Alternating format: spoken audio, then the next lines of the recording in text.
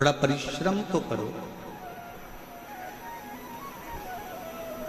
और जब आपकी मेहनत, आपका परिश्रम जब आप करेंगे, आपका कर्म आप करेंगे तो उसका फल मिलेगा।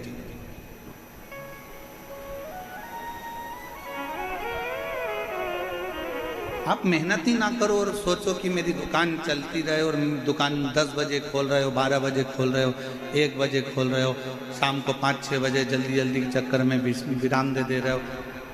जितना परिवार से प्रेम करते हो, जितना पत्नी से प्रेम करते हो, जितना बच्चों से प्रेम करते हो, उतना अपने कर्म से भी प्रेम करो, अपनी मेहनत से भी प्रेम करो और अपने परिश्रम से भी।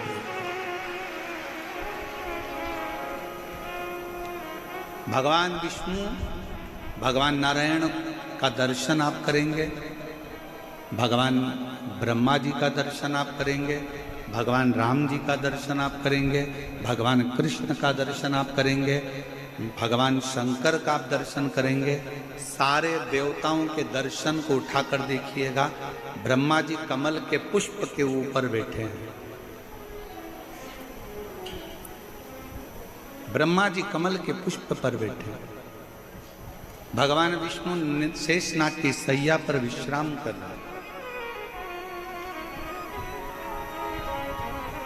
पर केवल एक भगवान देवाधिदेव महादेव को ना तो आप सिंहासन पर बैठे हुए देखोगे, ना कभी शंकर भगवान को आप राज सिंहासन पर बैठे देखोगे, ना आप कभी शंकर भगवान को मखमल के कालीन पर बैठे देखोगे, ना भगवान शंकर को आप कभी कोई सैया पर बैठे हुए देखोगे, कभी ना भगवान शंकर को किसी कोमल वस्तु पर बैठे हुए देखोगे। भगवान शंकर को हमेशा कैलाश पर बैठे हुए देखोगे, या मंदिर में शिवलिंग के रूप में, पाषाण के रूप में आप विराजमान देखो। वहां ना कोई सैया है, वहां ना कोई कमल का पुष्प है, ना वहां कोई कोमल वस्तु है।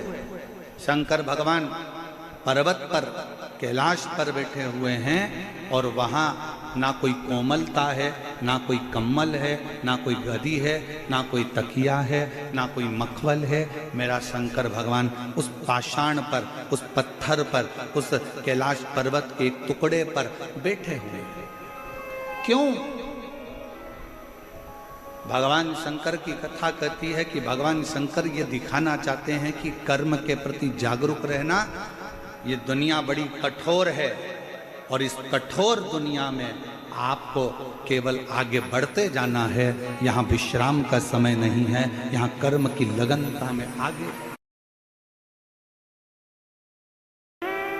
वो एक लाइन आप लोग गुनगुनाते हो कई बार, दुनिया बनाने वाले क्या तेरे मन में समाई तूने काहे को दुनिया। किस लिए? आपका और हमारा जन्म क्यों हुआ? आप और हम क्यों पैदा हुए? आप और हमारे जन्म का कारण क्या? आप और हमारे जन्म का केवल एक कारण है कि पूर्व में जो हमने कर्म करा है उसका भोग भोगना, उसका भोग भोगना।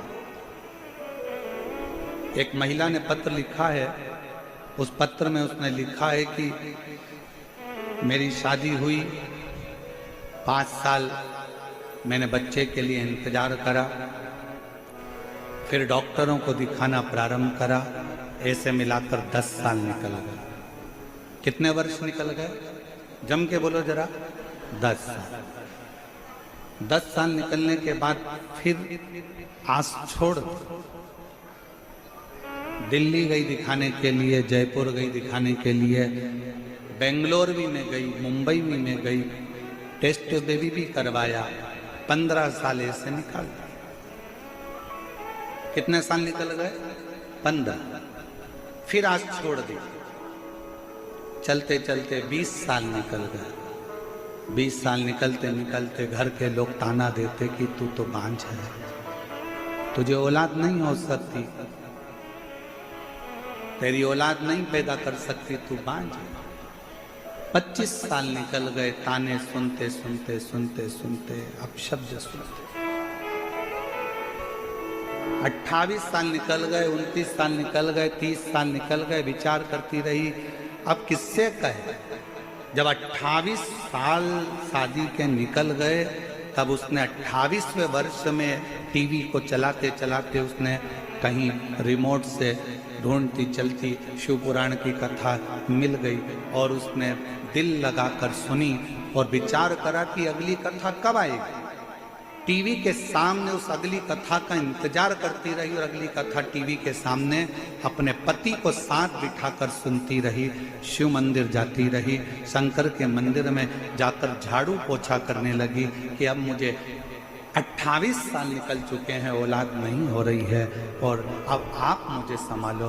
तब शिव की कृपा ऐसी हुई कि 28 साल के बाद पशुपति व्रत का चौथा व्रत था और उसका गर्भ ठहर गया और 30 साल के बाद 28 से 30 साल के बाद उसके घर औलाद पत्र भी। आपकी भक्ति, दो चीजें मूल है, एक विश्वास और एक भक्ति, दो।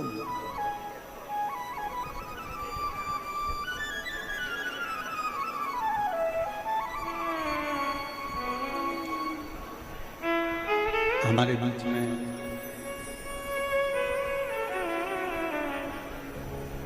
माननीय विधायक महोदय जी भी और साथ में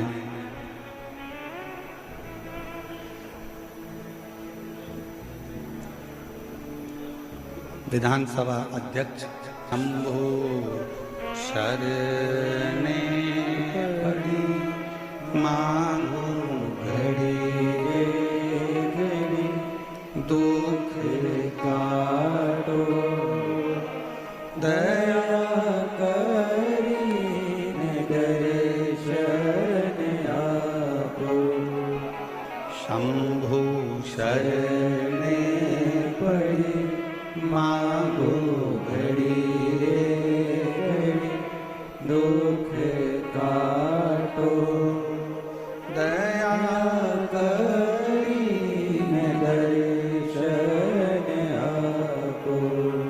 शिव कथा कर रहे, एक विश्वास और एक भक्ति, दो। कितनी भी भक्ति कर लो, अगर विश्वास नहीं है ना तो उस भक्ति का कोई फल नहीं। दुनिया की चाहे कितनी भी भक्ति करो, माला पकड़कर बैठ जाओ, भजन करने बैठ जाओ, तुम्हारा मन करे वो करो, मंदिर चले जाओ, देवालय चले जाओ, शिवालय चले जाओ, तुम दुनिया की सारी भक्ति कर लो, पर जब तक तुम्हारे दिल में भगवान के प्रति विश्वास नहीं होगा तब तक भक्ति का कोई फल नहीं होगा। पहले नंबर पर है विश्वास। सबसे पहले नंबर पर है आपका विश्वास, आपका भरोसा, आपका विश्वास। अब कितना विश्वास आप परमात्मा पर करते हो ये आपके ऊपर निर्भर करता है।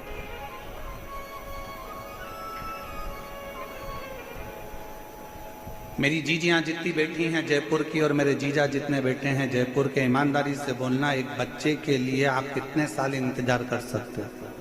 5 साल, 6 साल, 10 साल, 8 साल, 7 साल, 9 साल, 12 साल, क्या 30 साल तक बच्चे का इंतजार कर सकते हो? बोलो री जीजियों, सही बताना ईमानदारी से, क्या 30 साल तक आप अपने बच्चों का इंतजार कि मेरी बहू के घर, मेरी लड़की के घर में बच्चा 5 साल, 10 साल, 8 साल, देवरानी क्या नहीं हुआ, ननन क्या नहीं हुआ, इतने साल नहीं हुआ, उतने साल, तो कितने साल इंतजार करते?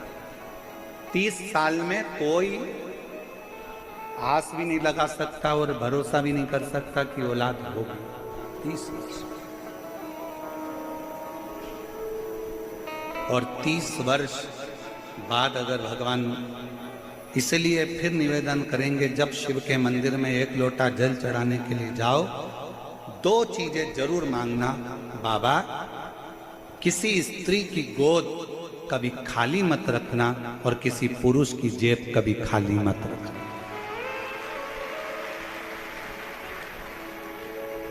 ना स्त्री की गोद खाली हो, ना पुरुष की जेब खाली हो। स्त्री की गोद खाली रहती है तो उसको ताना दे देकर मारा जाता है। घर में लड़की का जन्म हो जाता है तो लोग ताना दे देते हैं। अभी तो पढ़ा लिखा जमाना है तो लोग ताना दे देते हैं कि लड़की हैं, 2 लड़की हैं, 3 लड़की हैं, लड़का नहीं है, ये नहीं है। इतना ताना सुना जाता है, इतना ताना सुना जाता है जिसका वर्णन नहीं। और देखा जाए लड़का भाग्य से होता है और लड़की सौभाग्य से होती है। भाग्य का 100 गुना करो तब बेटी। भाग्य को 100 गुना कर दिया जाए तब बेटी का जन्म होता है। और बेटी का जन्म जब होए ना, सबसे ज्यादा खुशियां मनाना जी, बहुत खुशी। कितनी सुंदर शिव महापुराण की कथा कर रही है, जरा ध्यान करना। भगवान शंकर के घर में गणेश जी महाराज भी थे, भगवान शंकर के घर में षडानंद कार्तिकेय भी थे। पर जब भगवान शंकर अपनी लड़की का जब कन्यादान कर रहे थे, अभी आप लोग 11 मई से 17 मई तक गुमला झारखंड से शिव महापुराण की कथा जो 2 बजे से 5 बजे तक सुनोगे ना, उसमें आप कथा में सुनोगे शंकर भगवान ने अपनी 6 लड़कियों की जब शादी करी, जया, विषहरा, शामरीवारी, दौतली, देव, अशोक सुंदरी, भगवान शंकर ने जब अपनी 6 बेटियों की शादी करी तो कन्यादान में क्या दिया? शंकर भगवान ने जब अपनी बेटियों की शादी करी, कन्यादान। एक साधारण पिता अपनी बेटी के विवाह में क्या दे सकते? मैं निवेदन करूं, जितने श्रोता भाई बहन अगर आस्था चैनल पर इस कथा को सुन रहे हैं, यूट्यूब फेसबुक पर सुन रहे हैं, और आप सब पंडाल में बैठकर जयपुर की इस पावन प्रांगण में अगर सुन रहे हो, तो गुमला झारखंड में जो 11 मई से 17 मई तक कथा होने वाली है 2 बजे से 5 बजे तक, उसमें प्रत्येक बेटी उस कथा को जरूर सुनना, क्योंकि आप भी शंकर भगवान की बेटी हो। जब वो 6 बेटी का विवाह कर सकते हैं तो आपका भी कर सकते हैं। वो 6 बेटी के दामादों को निभा सकते हैं, 6 बेटी के परिवार को निभा सकते हैं, तो आपके परिवार को भी निभा सकते हैं। उस कथा का स्मरण करिए, उसको समझिए।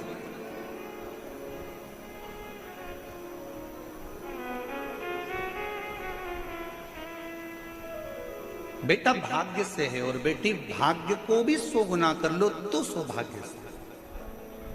और कितना कितना कहे शिव महापुराण की कथा।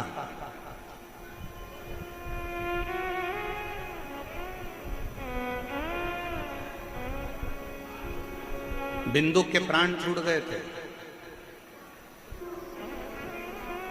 गलत कर्म करते करते मरा था, इसलिए प्रेत की योनि में चले गए। चंचुला देवी को मन में आया कि मेरे पति को मोक्ष नहीं मिला, मोक्ष नहीं। कैसे मालूम पड़ेगा कि आपके जीव को मोक्ष नहीं मिला? ब्राह्मणों ने कहा कि पिंडदान करो तो पिंडदान करा, ब्राह्मणों ने कहा तर्पण करो तो तर्पण किया, ब्राह्मणों ने कहा कि तिलांजलि करो तो तिलांजलि करी। इसके बाद में भी पितृदोष रह गया, उसके बाद में भी वो प्रेत की योनि में पड़ गया, तो क्या करेगा?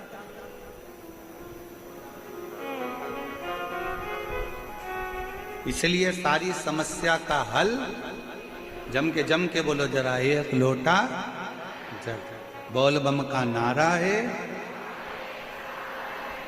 श्री शिवाय नमस्ते। इसलिए 1 लोटे जल की महत्वता कही है। पति के लिए तिलांजलि कर दी, पति के लिए तर्पण कर दिया, पति के लिए सारा कार्य कर दिया। तुमने भी अपने पूर्वजों के लिए, अपने पितरों के लिए कितना कितना करा। ऐसा कोई नहीं है जिसने नहीं करा। कोई ने ब्राह्मण का भोजन कराया, कोई ने कुछ कराया, कोई ने कुछ कराया। उसके बाद भी अपनी पत्रिका लेकर जाओ, हाथ दिखाने जाओ, तो भी लोग कह देंगे पितृ दोष है, इसलिए तकलीफ भोग रहे हो। फिर भी लोग कह देंगे कि पितृ दोष है, इसलिए फिर भी लोग कह देंगे कि पितृ दोष है, इसलिए कष्ट भोग रहे।